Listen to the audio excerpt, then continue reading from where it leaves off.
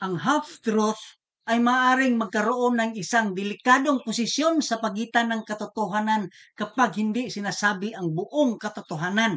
Halimbawa, ang pastor ay nakakita ng lubid at ito'y kanyang inuwi. Tama naman yan ang kaniyang pagkasabi.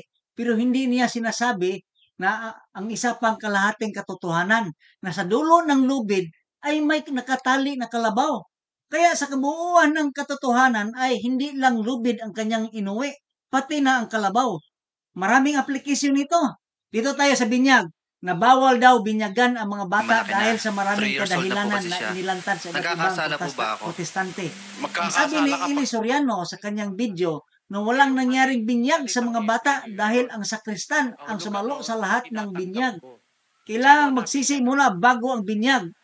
Ang bata hindi pa marunong ng ganon.